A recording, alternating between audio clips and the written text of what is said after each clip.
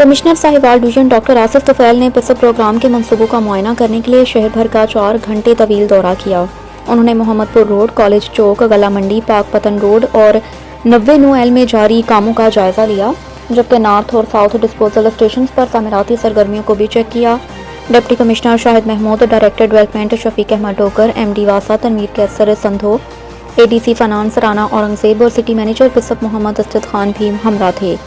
Commissioner نے contractors کو ہدایت کی کہ تمام کام ٹائم لائن کے مطابق اضافی وسائل لگا کر مکمل کیے جائیں، بارشوں سے متاثرہ سڑکوں کو فوری بحال کیا جائے۔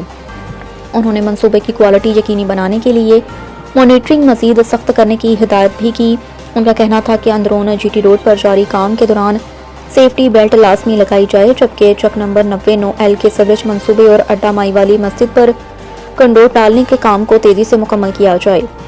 ڈاکٹر آصف طفیل نے کہا کہ پسب پروگرام کی تکمیل سے شہر کے سیوریج مسائل میں نمایاں بہتری آئے گی۔